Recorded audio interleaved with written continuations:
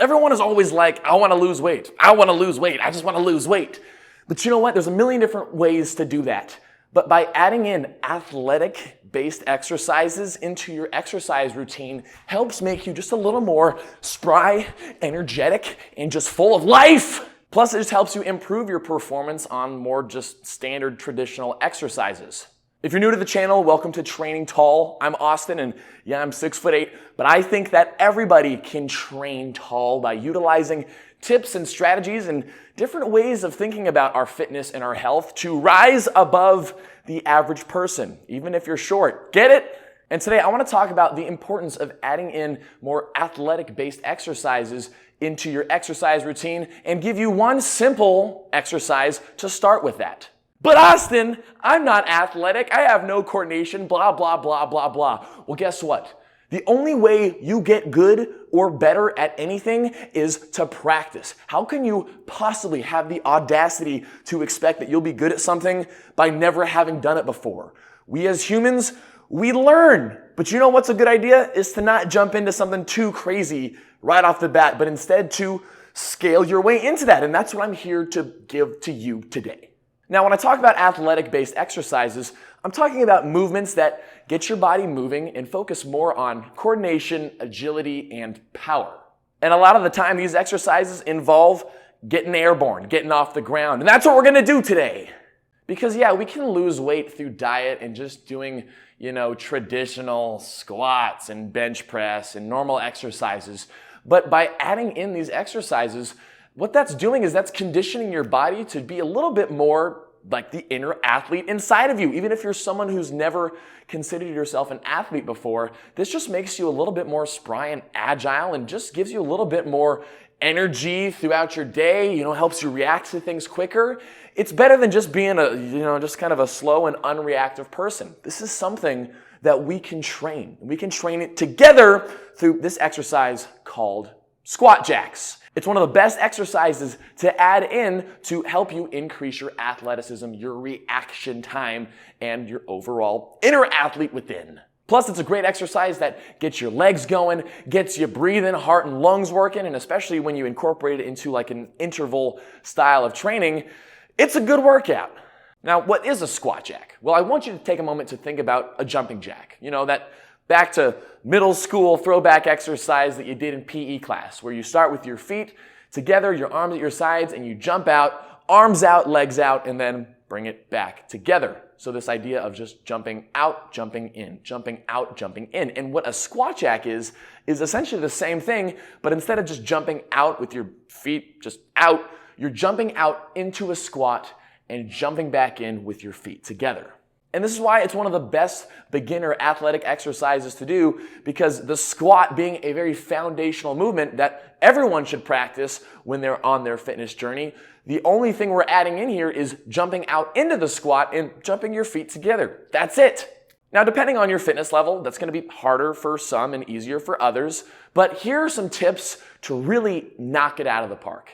You want to be super mindful during the squat jack not to step out your feet too wide. If you're thinking about a traditional jumping jack where you jump your feet out pretty freaking far apart, if you're doing the same thing but trying to squat down in that position, all of a sudden your knees cave inward. And that inward caving of the knees sort of inside of our feet as we jump out is going to create some knee issues down the line. So we want to make sure that as we jump out into the squat, we're just jumping out into our traditional squat stance. And just remember that as you're squatting down into your normal squat stance, whether it's for this exercise or any sort of squat variation, that you're thinking about keeping tension outwards with your knees. Even in a normal squat stance, sometimes our knees can cave inward as we press up from the squat, and that just means we're lacking gluteal activation or booty activation. So the way to combat this is to, as you squat up, thinking about either corkscrewing your feet into the ground or just pressing your knees out. Both work and both really help to activate the booty portion of the squat, as well as help you use your legs and keep your knees safe. So in reality, this is a fairly small range of motion. Feet together, jump out into your traditional squat, and then jump back, feet together. Now, for a lot of us, when we go into a jumping variation of some sort of squatting exercise, as humans, we leap off of our toes when we jump. And so sometimes we can end up staying on the toes throughout the exercise, whether it be an exercise like this or a more traditional exercise like a jump squat. We do not want to be squatting down on our toes. We want to be leaping and landing the exercise on the toes, but as you squat down, as you get your hips down back behind you, loading up through the heels. And as you press up through your heels and midfoot, but then leap, toes, land, toes. So it's almost like a transfer of force throughout. You gotta be really mindful of it, but it's gonna keep your knees safe, because if you're squatting on your toes, that's gonna hurt your knees over time. Now, for the true fitness beginners out there that are looking to incorporate this exercise, I highly recommend that you start the exercise in your squat stance. Just take a moment to really dial in what that is for you. For most of us, that's just having our feet slightly outside of shoulder width, our toes pointed out slightly, and as we sit our hips back and down. Check your knees. Check your knees. Look down. Are your knees going inside your feet? We don't want that. Keep that pressure of the knees outwards to keep those booty muscles activated. And then from there, you're leaping, and then coming to that feet together position, standing up straight. And take this as slow as you need to. If you jump up, feet together, instead of jumping out back into the squat stance, if you need to, just step back out to your squat stance and practice on that just jump from the squat into feet together. Reset, squat down, jump in to feet together. Now for those that are more advanced, you want to try to work on the rhythm of jumping out squat, jumping in feet together, jumping out squat, jumping in feet together. So practice that jump with a little pause in between each rep. Squat it down, jump in, pause, jump out into the squat, jump in, pause. And for those that are looking to take this to the advanced level, I want you to really work on the quickness of your squat jacks. Jumping out, squat, pop in, feet together, immediately jump back out, down and squat, jump in, feet together, jump out, squat, boom, ba, wah, hoo, wah.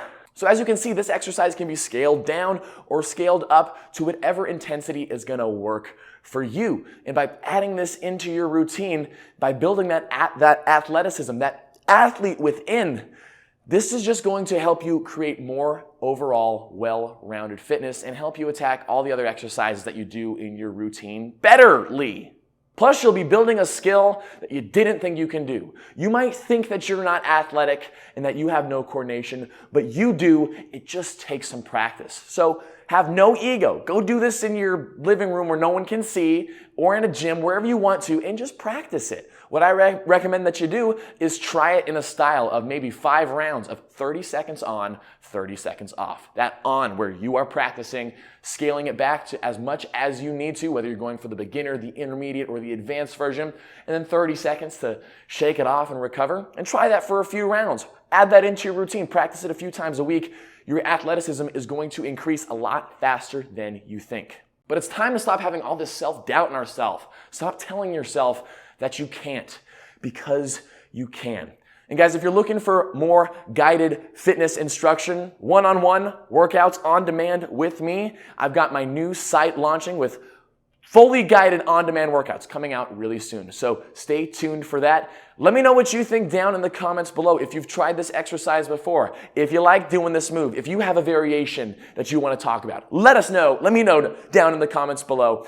Thank you guys so much for watching. Be sure to subscribe for more if you're interested in more fitness and health content. Guys, I'll see you in the next video.